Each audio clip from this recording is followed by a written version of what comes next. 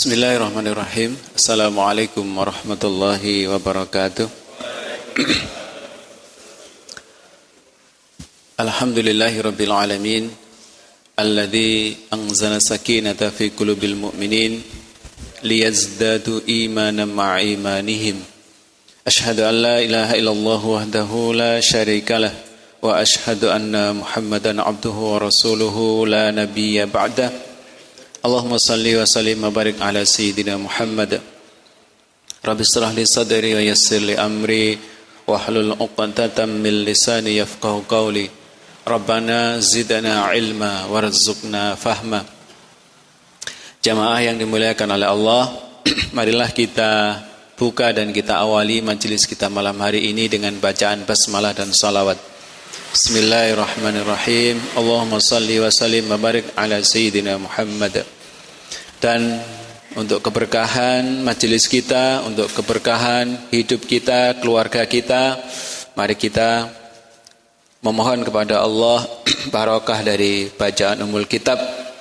Ala hadiniyah wa kulli niyatin salihah. Al-Fatihah. A'udzubillahi minasyaitonir rajim. Bismillahirrahmanirrahim. Alhamdulillahirabbil alamin arrahmanir rahim maliki yaumiddin. Iyyaka na'budu wa iyyaka nasta'in. Ihdinas siratal mustaqim, siratal ladzina an'amta 'alaihim ghairil maghdubi 'alaihim waladdallin. Amin. Baik, pertama mari kita menguatkan rasa syukur kita kepada Allah atas limpahan rahmat nikmat karunia-Nya sehingga malam hari ini kita masih dilimpahi dengan kesehatan, masih istiqomah dalam keimanan kita, dan insya Allah diberikan waktu luang untuk bisa hadir di majelis kita malam hari ini. Mudah-mudahan dengan kesyukuran kita Allah akan menambah nikmat-Nya yang telah diberikan kepada kita. Sebagaimana firman Allah, la in syakartum la azidannakum. Jika kalian bersyukur atas nikmatku, maka akan aku tambah. Dan tambahannya itu yang bisa jadi dalam bentuk yang beraneka ragam dan beraneka macam. Tidak lupa salawat serta salam semoga tetap terlimpah atas kedua hasanah teladan junjungan kita baginda Nabi Muhammad sallallahu alaihi wasallam yang kita berupaya untuk senantiasa ittiba. Ittiba niku nderek, mengikuti, mencontoh apa yang beliau ajarkan dan beliau tuntunkan kepada kita. Karena memang beliau diutus oleh Allah khusus untuk umatnya sebagai teladan. Laqad kana lakum fi Rasulillahi uswatun hasanatul liman kana yarjullaha wal yawmal akhirah wa dzakarallaha katsira. Mudah-mudahan kita diberikan kekuatan oleh Allah untuk bisa senantiasa mengikuti jejak langkah kehidupan baginda Nabi Muhammad sallallahu alaihi wasallam. Salah setunggalipun nggih menika kanthi ngaos mengkaji tinggalanipun Kanjeng Nabi. Beliau meninggalkan kepada kita dua hal, yaitu kitabullah wa sunnati Rasulillah sallallahu alaihi wasallam. Kitab Allah berupa Al-Qur'an dan sunnah-sunnahnya yang terutama termaktub dalam hadis-hadis sahih. Nah, termasuk yang diwajibkan kepada kita, Bapak Ibu jamaah yang dimuliakan oleh Allah, untuk senantiasa ittiba kepada beliau adalah dalam hal ibadah mahdhah kepada Allah Subhanahu wa taala. Nah, bab ibadah kemarin sudah kita bahas pembukaannya di dalam kitab Fiqhul Islam wa Adillatuh karya Syekh Wahbah Az-Zuhaili. Bagian yang pertama dari kitab itu adalah bab ibadah. Pendahuluannya kemarin sudah kita bahas bahwa kita diciptakan oleh Allah adalah untuk beribadah. Wa ma khalaqtul jinna wal insa illa liya'budun. Dan tidaklah aku ciptakan jin dan manusia kecuali untuk beribadah kepadaku, kata Allah Subhanahu wa taala. Dan bab pertama terkait dengan ibadah ini yang sangat penting adalah bab tentang taharah. Napa Pak taharah?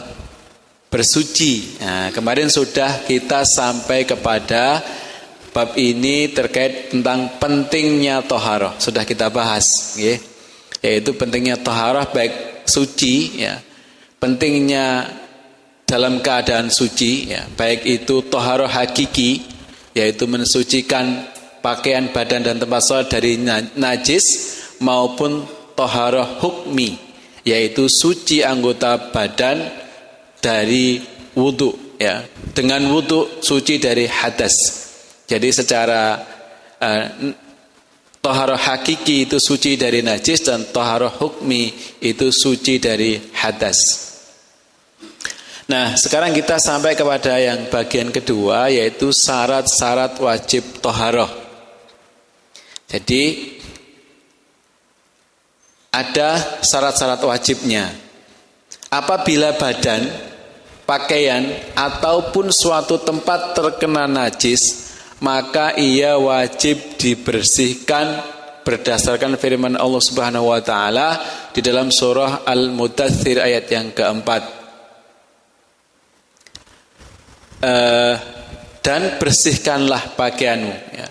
Wa thiyabaka fatahhir. Begitu juga firman Allah Subhanahu wa taala dalam Quran surah Al-Baqarah 125 yang artinya bersihkanlah rumahku untuk orang-orang yang tawaf, orang yang iktikaf, orang yang rukuk, dan orang yang sujud. Jadi tempat dan pakaian itu wajib dibersihkan ya. Maka membersihkan badan adalah lebih utama, karena ia lebih diutamakan bagi orang yang hendak sholat. Nah, jadi taharah ini adalah ibadah yang mendahului, yang menjadi bagian yang tidak terpisahkan, yang menjadi syarat sahnya ibadah berikutnya, yaitu sholat. Nah, Syekh Wahbah menjelaskan, siapa yang wajib melakukan sholat, maka ia wajib melakukan taharah. Jadi siapa yang berkewajiban untuk menjalankan sholat, maka wajib baginya untuk bersuci, yaitu bersuci dari najis dan juga bersuci dari hadas atau taharah. Ya, dari najis itu dibersihkan dengan ya dicuci dengan mandi dan sebagainya. Dari hadas ini adalah mandi wajib dan juga wudu. Nah, kewajiban ini menurut beliau bergantung kepada 10 syarat. Syarat yang pertama adalah seseorang menjadi wajib untuk taharah, itu yang pertama syaratnya dia Islam. Sekali lagi, syarat wajib untuk taharah itu pertama apa Pak? Islam. Jadi bagi selain orang Islam tidak ada kewajiban untuk taharah. Nah, jadi pendapat ya, ada pendapat yang mengatakan bahwa syarat pertama wajibnya taharah adalah sampainya dakwah Islam kepada orang yang bersangkutan. Jadi berdasarkan pendapat ini, taharah tidak wajib bagi orang kafir. Dan bahkan orang kafir ini kan dinash oleh Allah Subhanahu wa taala bahwa mereka itu adalah napa Pak? Najis. Wa huwa najasun, maka tidak boleh masuk ke Baitullah, terutama Haramain, ke Makkah dan Madinah. Nah, itu karena itu tidak boleh masuk ke Masjidil Haram. Namun berdasarkan pendapat yang kedua, orang kafir juga wajib melakukan taharah. Nah, perbedaan pendapat ini terjadi akibat dari perbedaan pendapat mengenai prinsip usul. Tapi ya tentunya karena ini kaitannya dengan taharah, bersuci ini terkaitan dengan sholat, maka ya kita mengambil yang pertama, yaitu harus Islam. Kalau non muslim ya sudah, itu urusan mereka, bukan bagian dari apa yang perlu kita bahas. Nanti nggih Pak nggih. Nggih. Nah, itu yang pertama. Yang kedua, syarat wajib taharah itu adalah berakal. Berakal niku artosipun apa, Pak? Waras. Nggih. Bahasa sederhana, bahasa kita itu waras. Artinya tidak sedang dalam keadaan terganggu kejiwaannya. Jadi kalau orang tidak berakal itu ya tidak wajib taharah. Karena memang ya namanya juga tidak berakal. Sesudah kita mafhum. Ya. Jadi taharah tidak diwajibkan bagi orang gila, orang yang pingsan. Jadi pas saat pingsan itu tidak ada kewajiban taharah. Nggak sadar. Kecuali mereka sudah siuman ketika waktu sholat masih ada. Adapun orang yang mabuk tetap diwajibkan bertaharah. Itu menurut para ulama. Karena setelah itu sadar gitu ya. Sadar itu harus bersuci. Yang ketiga setelah yang pertama Islam, yang kedua berakal, yang ketiga balik. Balik niku sudah mencapai usia Pak? Dewasa, sudah mukallaf. Mukallaf itu sudah bisa dibebani, sudah mendapatkan beban. Artinya sudah masuk kewajiban. Jadi sudah diwajibkan untuk melaksanakan ibadah. Jadi sudah lepas dari usia anak-anak. Sementara menurut para ulama tanda balik itu ada 5. Yaitu pertama mimpi. Mimpi itu maksudnya mimpi dewasa, mimpi yang menandakan dia sudah balik. Yang kedua tumbuh bulu. Kalau anak-anak itu ya kumisen jenggoten ya, itu sudah mulai. Yang ketiga datang haid untuk perempuan. Yang kelima mengandung, kemudian mencapai umur 15 tahun. Jadi kalaupun tanda-tanda itu belum ada, tapi kalau sudah 15 tahun itu dianggap sudah balik. Ada pendapat yang mengatakan 17 tahun. Jadi ada 2 pendapat berbeda ini. Dan Abu Hanifah mengatakan umur balik adalah 18 tahun. Lebih ini lagi. Ya. Tapi mungkin kalau menurut kita dulu zaman apa Pak? Zaman semonten usia balik itu mungkin memang agak banyak. Tapi sekarang itu anak-anak kita itu mengalami percepatan. Jadi karena lingkungan dan apa yang mereka alami dalam kehidupan kita, tontonan-tontonan yang mereka lihat itu mempercepat usia balik, usia dewasa itu jauh sekali ke depan. Jadi masih usia tiang Jawi ini uijo gitu. Masih kanak-kanak itu sebagian sudah mencapai balik ini. Oleh sebab itu anak-anak tidak wajib taharah. Jadi apabila anak telah sampai umur 17 atau 7 tahun. Jadi 7 tahun dalam mereka diajarkan, disuruh untuk melakukan taharah. Jadi mulai diajari itu, mulai diperintah itu, mulai diajari dari kecil, mulai diperintah itu 7 tahun. Ajarannya Nabi kan begitu. Suruhlah anakmu sholat ketika usia 7 tahun. Dan ketika mereka sudah mencapai umur 10 tahun dan masih mereka meninggalkan sholat atau tidak melaksanakan sholat, maka diperintahkan, maka pukullah mereka. Pukul bukan pukul diajar, bukan pukul dianiaya, tapi pukulan mendidik. Pukulan mendidik. Jadi mendidik anak untuk sholat berarti kan otomatis taharah. Itu perintahnya mulai 7 tahun, mulai diberi hukuman ketika mereka melanggar itu usia 10 tahun. Nah, ini adalah pendidikan anak yang diajarkan. Itu beberapa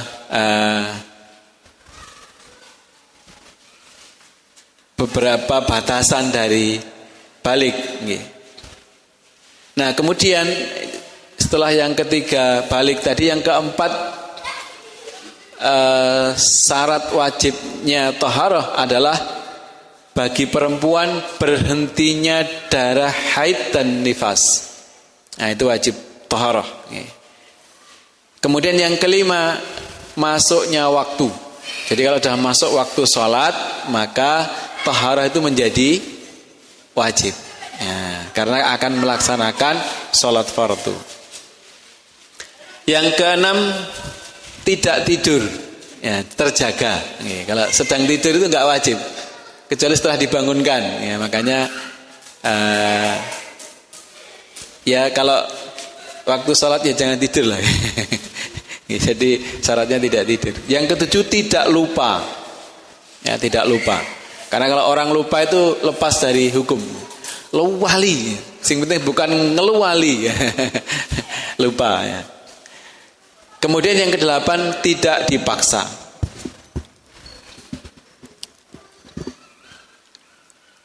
Menurut ijma ulama, orang yang tertidur, orang yang terlupa, dan orang yang dipaksa harus mengqadha sholat yang terlewat. Jadi misalnya kita tertidur dengan tidur benten nggih Pak nggih. Tertidur itu artinya tidak sengaja, saking kawesele nggih. Arep iki gak mboten tilem, mboten sare. Kalau sengaja tidur itu kan mapan yang sing penak ngoten nggih. Kalau tertidur itu biasanya kadang ndeglek ngeten terus bablas. Nah, itu namanya tertidur. Tapi kalau wis noto bantal yang kasur ngakakno kipas angin atau AC, itu namanya sengaja tidur. Nah, tertidur dan dia melewatkan waktu sholat, maka menurut ijma ulama harus mengqadha sholat. Artinya juga wudunya sekalian. Atau orang yang dipaksa. Orang yang dipaksa itu ya dipaksa dalam kondisi dia tidak berdaya, sehingga dia tidak melaksanakan sholat pada waktunya karena kondisi terpaksa itu. Nah, tawanan misalnya, nah ini dia harus mengqadha sholat di waktu yang lain. Menurut hukum fikihnya seperti itu. Terkait juga dengan taharah. Yang kesembilan, syarat wajibnya taharah, ada air atau debu yang suci. Ya, ada alat untuk bersucinya. Apabila kedua benda ini tidak ada, air dan debu yang suci tidak ada, maka seseorang itu harus mendirikan sholat dan mengqadhanya setelah mendapat air atau debu. Jadi ini yang kuat dipegang oleh para ulama, bahwa ketika misalnya ada kondisi tidak memungkinkan untuk taharah, maka otomatis secara hukum fikih itu tidak bisa untuk sholat. Tidak ada air, tidak ada debu yang suci.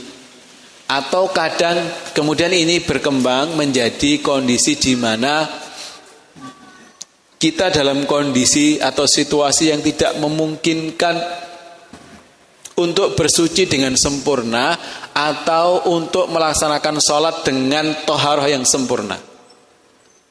Sementara kita dalam kondisi yang tidak mungkin ini sampai nanti melewati waktu sholat, maka kita diperintahkan untuk tetap melaksanakan sholat tanpa bersuci yang sempurna tadi. Kemudian nanti setelah lewat waktu itu kita mengqadha sholat itu di waktu yang lain. Nah, yang sering kita dengar istilah dari lingkungan masyarakat atau ulama kita adalah sholat hurmatil wakti. Jadi sholat dalam rangka menghormati datangnya waktu sholat itu. Contohnya das pundi Pak. Contohnya misalipun kita ini sedang berada di dalam kendaraan umum yang kita tidak mungkin napa menika Pak, menghentikan kendaraan itu sak karepe awak dhewe. Kereta misalnya gitu. Sementara di kereta itu kita berjam-jam sampai melewati waktu sholat. Nah, sedangkan kita dalam kondisi tidak sengaja karena mungkin keciprat dan sebagainya, pakaian kita baik yang bawah maupun yang atas ini terkena dengan najis. Ranggawa ganti. Ya. Apa jadi sarung tonggo ini ya gak penak. Ya lek gawe lek mboten. Dalam kondisi terpaksa seperti itu, kita meskipun kita dapat wudu, tapi kan kita tidak bisa melaksanakan sholat karena kondisi najis dalam pakaian yang kita kenakan. Nah, seperti itu maka kita tetap dalam kondisi itu diperintah untuk sholat. Tapi nanti di waktu kita sudah lepas dari keterpaksaan itu, kita mengqadha sholat yang kita lakukan itu. Termasuk ketika misalnya kita dalam kondisi sakit yang tidak memungkinkan untuk kita bisa bersuci dengan baik. Nun sewu, kadang kita ini kan dalam kondisi sangat terpaksa. Misalnya ada kondisi nun sewu, kita tidak bisa lepas dari najis. Misalnya buang air kecil sudah tidak terkontrol, itu kan kita nggak bisa lepas dari najis. Maka dalam kondisi itu kita dibolehkan atau kita diperintahkan tetap melaksanakan sholat meskipun kondisi kita tidak bisa sempurna dalam keadaan suci. Nah ini makanya syarat dari toharoh itu diantara adalah ada air atau debu yang suci untuk kita melakukan toharoh. Yang ke-10 syaratnya adalah mampu melakukan toharoh sesuai kemampuan, sesuai keadaan. Jadi taharah yang sempurna, kita bisa berwudu dengan sempurna. Kadang-kadang ada ketika kita dalam kondisi tertentu, ada bagian tubuh kita yang mestinya ketika kita wudu itu harus terkena air, karena kondisi tertentu tidak boleh terkena air, maka itu juga menjadi kondisi darurat namanya.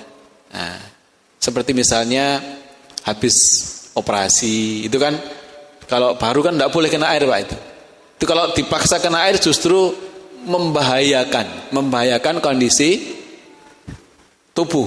Nah, karena luka yang baru yang kena obat itu kalau terkena air itu akan sangat mudah kemudian infeksi dan justru malah berbahaya. Maka kondisi-kondisi seperti ini dibolehkan kita tidak sempurna dalam taharah. Jadi ada 10 syarat tadi dalam taharah. Islam berakal balik, kemudian 4 berhentinya sesuatu yang khususnya bagi perempuan yaitu darah haid dan nifas, karena ini ada waktunya, ada masanya. Kemudiannya masuknya, yang kelima masuknya waktu, yang keenam tidak tidur, yang ketujuh tidak lupa, yang kedelapan tidak dipaksa, yang kesembilan ada air atau debu yang suci, air untuk wudu dan debu untuk tayamum. Yang ke-10 mampu melakukan taharah sesuai kemampuan. Itu terkait dengan taharah. Setelah pentingnya kemudian syarat. Yang ketiga adalah jenis-jenis alat untuk taharah. Taharah atau bersuci adalah wajib menurut syarak, menurut hukum syar'i. Kewajibannya ditetapkan menurut dalil qat'i, dalil yang sangat jelas, yang langsung disebutkan, yang telah disepakati ulama. Perkara yang diwajibkan adalah wudu, mandi junub, mandi karena menyucikan diri dari haid, dan mandi nifas dengan air. Jika air tidak ada, atau apabila tidak dapat menggunakan air, jadi ada 2 hal, air tidak ada, yang kedua tidak dapat menggunakan air. Ya, karena kondisi-kondisi tadi, misalnya karena sakit dan sebagainya, hendaklah diganti dengan tayamum. Dan diwajibkan juga menghilangkan najis. Nah, jadi seperti itu. Para ahli fikih sepakat mengatakan boleh bersuci dengan menggunakan air yang menyucikan atau air yang mutlak, yaitu air yang disebut dengan air saja, tanpa disertai dengan sifat apapun seperti air mustakmal atau air yang telah digunakan, atau disertai sandaran apapun seperti air mawar, air kembang setaman, air, nah itu tidak boleh. Yang boleh adalah air mutlak. Wis pokok banyu jenenge. Kecuali air mineral ya, itu sebutan apa? Bukan karena ada sesuatu yang ya karena memang untuk aja mendorong kita beli, oh ada mineralnya, padahal itu ya kayak air biasa gitu. Jadi air yang bisa digunakan untuk berwudu dan bersuci itu adalah air yang sifatnya mutlak. Nah, kalau air mustakmal itu air yang sudah kita gunakan. Air mustakmal itu air telah kita gunakan untuk bersuci. Misalnya sudah kita pakai wudhu, air yang jatuh itu namanya air mustakmal. Airnya suci, tapi tidak bisa digunakan untuk bersuci, tidak menyucikan. Jadi masih bisa digunakan untuk kebutuhan yang lain, misalnya cuci tangan, sekedar supaya bersih dari kotoran, itu masih bisa. Di dalam Quran surah Al-Furqan Allah berfirman, A'udzubillahi minasyaitonirrajim. Bismillahirrahmanirrahim. Wa anzalna minas sama'i ma'an tahura. Dan kami turunkan dari langit air yang sangat bersih. Jadi air yang paling bersih dan paling suci itu adalah air hujan. Nah, air hujan. Juga air mata air sama insyaallah. Demikian juga Allah berfirman dalam Quran surah Al-Anfal ayat 11, dan Allah menurunkan air hujan dan dari langit kepadamu untuk menyucikan kamu dengan hujan itu. Nah, seperti itu. Jadi air yang mutlak. Para ahli fikih juga sepakat untuk mengatakan boleh bersuci dengan cara mengusap dengan kertas atau dengan batu dalam kasus istinja. Jadi kalau istinja itu boleh tidak pakai air. Kalau kita dulu kecil belajar istinja itu dengan 7 batu kerikil yang agak besar, bukan kerikil yang kecil. Itu boleh. Atau kalau sekarang bisa pakai tisu, kertas.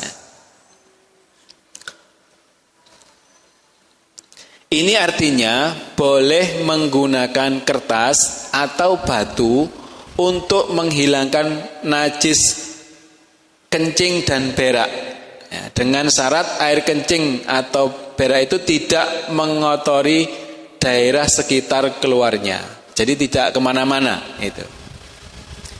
Nah, ini kadang perlu dipahami dan perlu juga kita tahu ilmunya. Karena bisa jadi suatu saat panjenengan menghadapi situasi misalnya di hotel-hotel bintang 5 yang bukan milik orang muslim, itu toiletnya nggak ada airnya, Pak. Adanya tisu gitu. Nah, kita harus bisa beristinja, bersuci dari najisnya itu dengan tisu.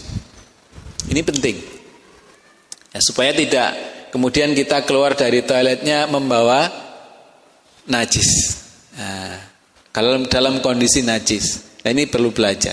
Nah, secara fikih ulama bersepakat boleh, ya, boleh istinja dengan itu. Para ahli fikih juga sepakat mengatakan bahwa bersuci dengan debu dianggap sebagai suci dari segi hukumnya saja atau thaharah hukmiyah. Tapi secara hilangnya najis itu belum. Ya.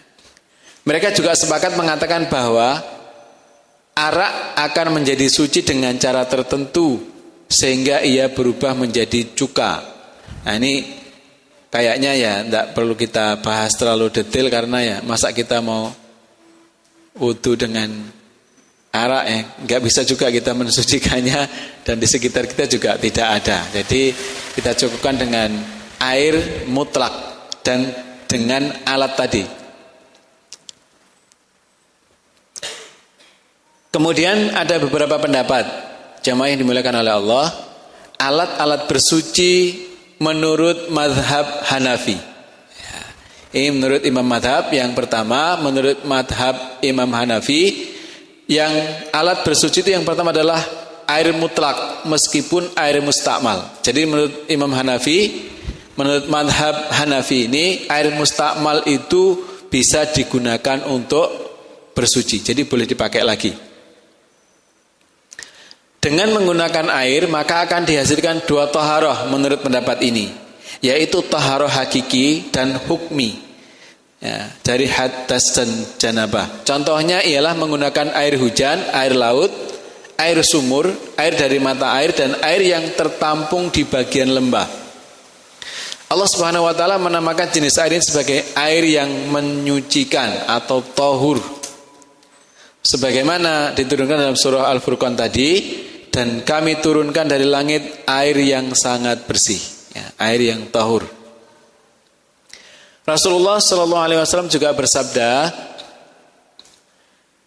"Innal ma'a la yunajjisuhu syai'un illa ma ghalaba ala rihihi wa ta'mihi wa launihi."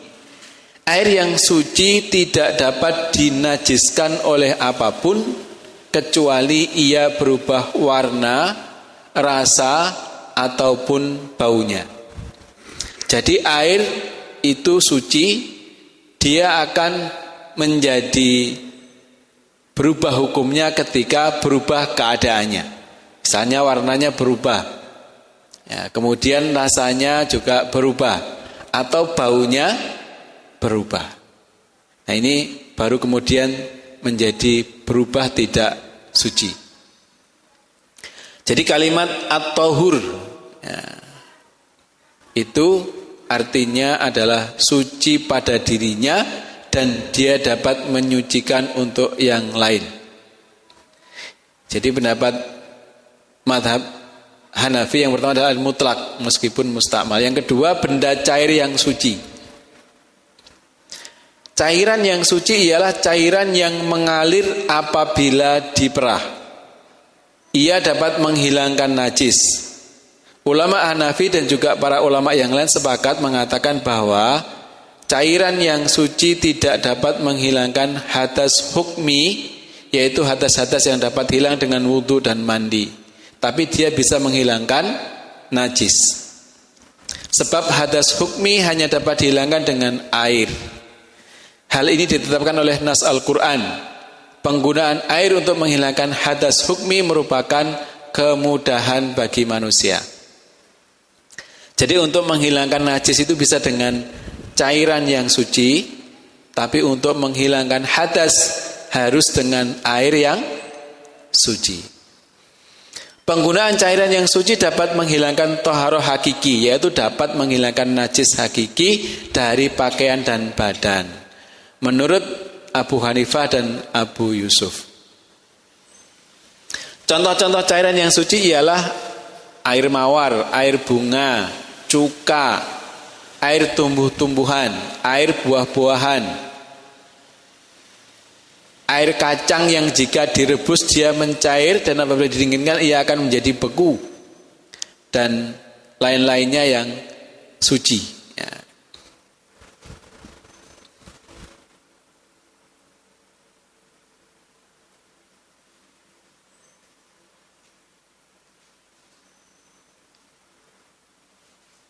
Apabila bahan itu tidak mengalir seperti madu, minyak sapi, lemak, minyak, susu, walaupun susu yang dimasamkan, sup dan sebagainya, maka semua bahan ini tidak dapat digunakan untuk bersuci karena tidak mengalir.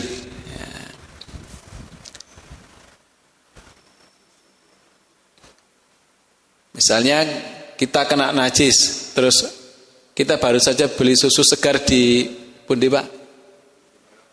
Batu kan itu ya. Wah dicuci ya pakai air susu segar, enggak bisa. Gitu.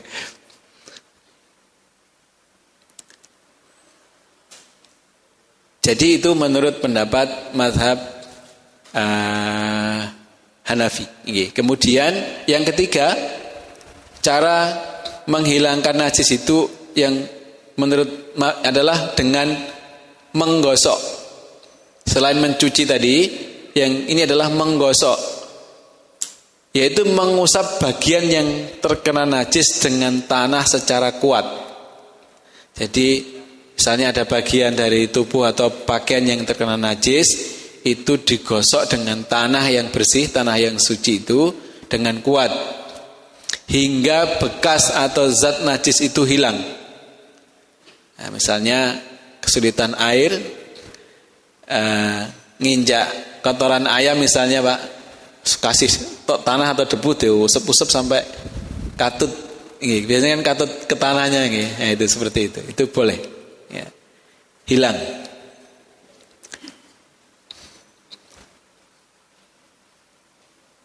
Atau juga dengan mengeruk dengan alat, misalnya dikeruk dengan kayu atau dengan sesuatu. Nah, ini penting kita ketahui ketika misalnya kayak kita di rumah itu kadang kan ada kucing, ada macam-macam nggih. Itu kan ada najis, kotorannya itu kan najis. Bagaimana membersihkannya? Misalnya kotorannya jatuh di lantai, maka membersihkan najisnya yang pertama adalah secara fisik harus dihilangkan najisnya itu. Apakah dengan diciduk, pokoknya diciduk sampai bersih, dilap dengan tisu atau apa sampai tidak terlihat lagi, baru kemudian dikasih air atau dilap dengan air, maka itu sudah secara hukum sudah suci. Jadi secara fisiknya sudah tidak terlihat, kemudian dibersihkan lagi dengan air, maka cukup sekali dilap dengan air itu sudah menjadi suci lagi lantai yang kita ini. Dengan syarat tadi itu sudah dibersihkan dulu fisiknya, ya, zat najisnya itu dibersihkan dengan berbagai cara yang ada.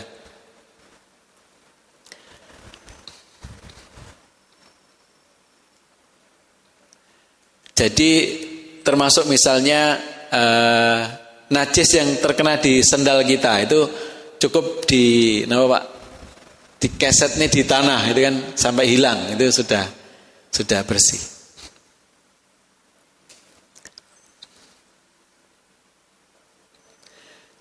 Alasan dibolehkannya najis yang terkena sandal itu digosok ialah karena kejadian ini sering terjadi atau umum, maka itu menjadi dimudahkan.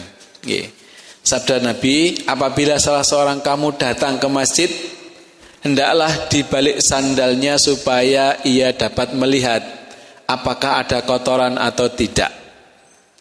Jika dia mendapati ada kotoran, hendaklah diusap atau digosok dengan tanah, kemudian dia baru boleh sholat dengan sandal itu. Jangan dibayangkan Bapak-bapak, jamaah yang sekalian, zaman Nabi itu masuk masjidnya lama, karena lantainya apa Pak? Pasir, lantainya pasir. Dan kadang dalam kondisi yang sangat panas, maka mereka masuk masjid pakai sandal. Nah kalau kita sekarang masuk masjid pakai sandal ya, jadi molo. Ya, karena memang beda. Nah, sekarang pun masuk Masjidil Haram juga nggak bisa pakai sandal, ya, karena sudah lantainya dibuat sedemikian rupa dan disucikan. Jadi dulu boleh. Makanya sebelum masuk itu sandalnya dipastikan dalam keadaan suci. Nah, apabila najis itu bukan najis yang berjirim itu artinya lumrah dan biasa di sandal atau kaki itu, kalau tidak seperti itu maka dia wajib dibasuh dengan air sebanyak 3 kali, walaupun setelah ia kering.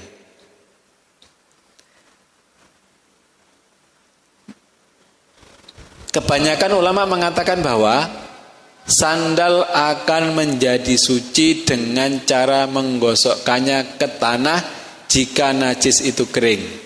Namun ia tidak akan menjadi suci jika najis itu basah. Nah, seperti itu. Sedangkan Imam Asy-Syafi'i dan Muhammad Ibnul Hasan mengatakan bahwa sandal yang terkena najis tidak akan suci jika digosokkan ke tanah, baik najis itu kering ataupun basah. Ini menurut Imam Asy-Syafi'i. Jadi tetap harus dicuci. Nah, bahwa ia boleh digosokkan jika najis itu sedikit. Nah, kalau banyak, ya itu tidak boleh. Kalau sedikit masih boleh.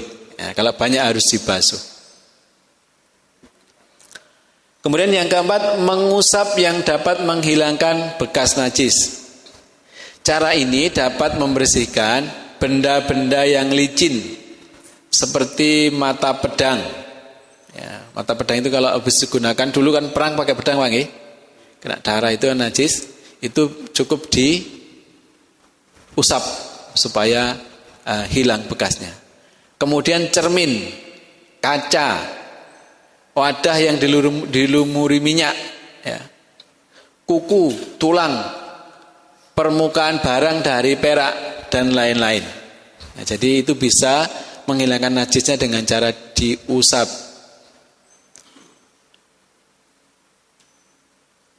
Ulama mazhab Maliki berpendapat sama seperti ulama mazhab Hanafi, yaitu mereka membolehkan menghilangkan najis dengan cara mengusap najis yang ada pada barang-barang. Contohnya seperti tadi.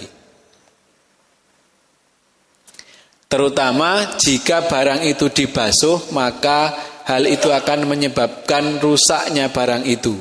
Ya. Seperti halnya pedang. Nah, kalau dibasuh dengan air menjadi rusak. Napa, Pak? Pedang lek kenging toya pripun? Tayangan itu jadi rusak, hilang ketajamannya. Termasuk juga ada pendapat dari penjelasan Syekh Wahab Al-Zaili bahwa menghilangkan najis itu dengan cara mengeringkan dengan cahaya matahari atau udara dan bekas najis itu menjadi hilang. Tapi cara ini dapat digunakan untuk membersihkan tanah dan semua benda yang melekat pada tanah, seperti pohon, rumput, dan batu yang menghampar yang akan digunakan untuk sholat, bukan untuk bertayamum. Tetapi hal ini berbeda dengan hamparan permadani, karpet, tikar, pakaian, tubuh, dan setiap benda yang dapat dipindah. Benda-benda yang dapat dipindah jika terkena najis harus dibasuh untuk membersihkannya. Jadi kalau karpet terkena najis tidak cukup hanya dengan dijemur, maka harus dicuci. Tapi kalau tanah di lapangan, misalnya lapangan sepak bola, nah kadang kan ada yang dingonin apa Pak? Pedus kan gitu. Nah, itu kan ada najisnya. Nah, ini kalau sudah terkena matahari kemudian bekasnya itu sudah hilang, menguap, maka menjadi suci lagi.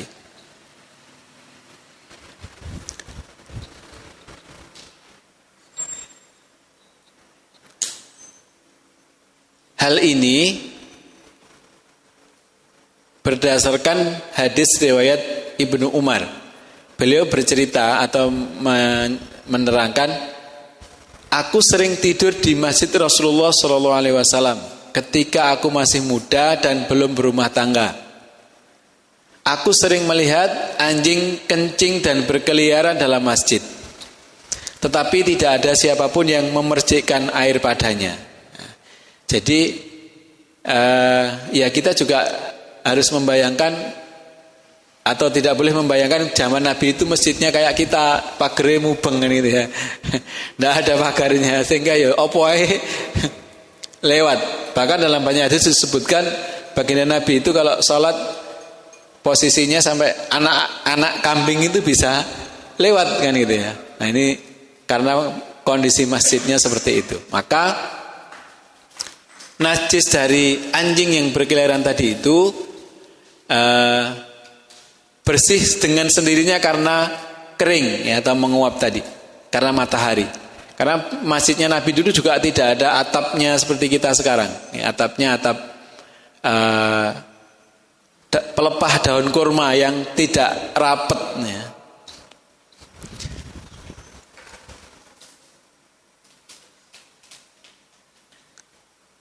Jadi seperti itu.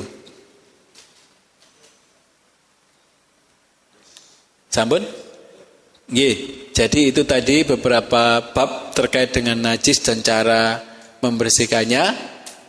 Insya Allah 2 pekan lagi akan kita lanjutkan. Mudah-mudahan ini menjadi ilmu bagi kita bersama dan menambah pemahaman kita. Dan Allah mudah-mudahan senantiasa membimbing kita dan keimanan kita istiqomah sampai akhir hayat kita. Kita cukupkan jamaah yang dirahmati oleh Allah dengan hamdalah bersama alhamdulillahirabbil alamin, dan dengan doa penutup majelis subhanakallahumma rabbana wa bihamdika asyhadu an la ilaha illa anta astaghfiruka wa atubu ilaik. Kurang lebihnya mohon maaf. Wallahul muwafiq ila aqwamit thariq. Nasr minallah fathun qarib. Wassalamualaikum warahmatullahi wabarakatuh.